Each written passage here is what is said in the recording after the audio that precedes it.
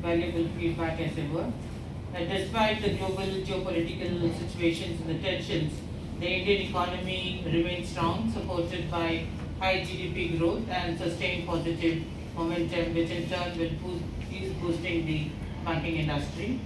At Union Bank, our strategic focus continues to be on building a very sustainable and a fundamentally strong business with a customer-centric approach.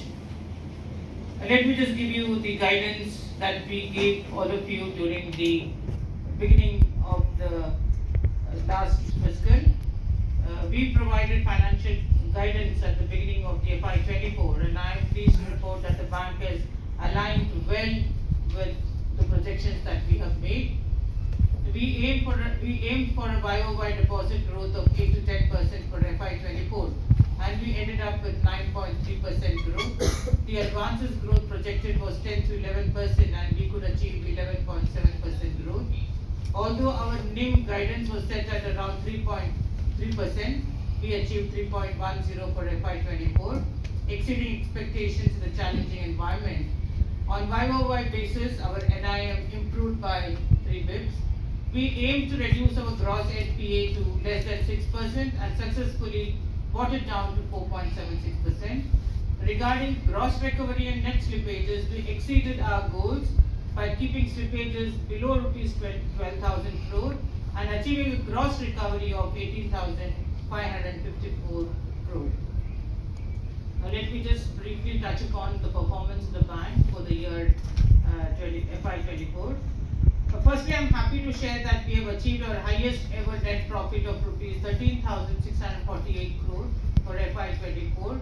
This is the first time that we have a 5-digit net profit number with an impressive year-on growth of almost 62%. Our operating profit for the bank reached 28,210 crore for FY24, registering a growth of 10.8%, driven by a growth of 11.6% in net interest income and 10% growth on non-interest income. The total business of the bank reached 21.26 trillion with a deposit base of 12.21 and an advances of 9.05 trillion. RAM portfolio has crossed 4.97 lakh crore with a YOY growth of 13.8%. Our RAM to corporate lending remains at 55 and 45. Capital ratio of the bank continued to be strong with 16.97% as CRAR and 13.65% CET ratio as at end of 24. Gross NPA reduced by 277 bps. Net NPA reduced by 67 bps. PCR is very high, is high at 92.69%. Credit cost has remained at 0.74%. ROA and ROE at 1.03 and 15.58 respectively. Our operating profit has declined marginally by 4.3% sequentially for Q3 and Q4, primarily due to the increase in expenses related to wage revision and additional provision for pension amounting to close to 1,334 crores. Beyond the financial, this year has marked many notable milestones for Union Bank. We raised 8,000 crores of QIP and we have also crossed market capitalization by over 1 lakh crore. We received upgrades from our rating agencies and we were included in the MSCI Global Standard Index among other achievements. We have taken a lot of initiatives in the last year, including our organizational structure, including the strengthening the underwriting and the digital capabilities. We have created vertical structures like transaction banking, Recon, the transaction monitoring department, CRCs and so many others. Our bank is in the forefront of adopting advanced IT and cyber security system to enhance security, efficiency and customer service. Going ahead, we have taken up several initiatives during the current year like Project Leap for CASA transformation and increasing our CASA base, Customer Service Excellence Cell to provide high quality service to our customers.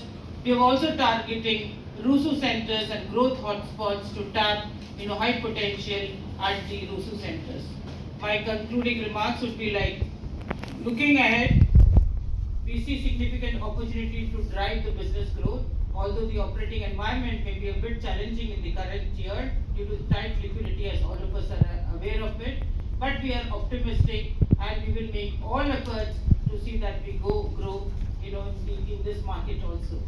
Accordingly, I would like to give my guidance for FY25.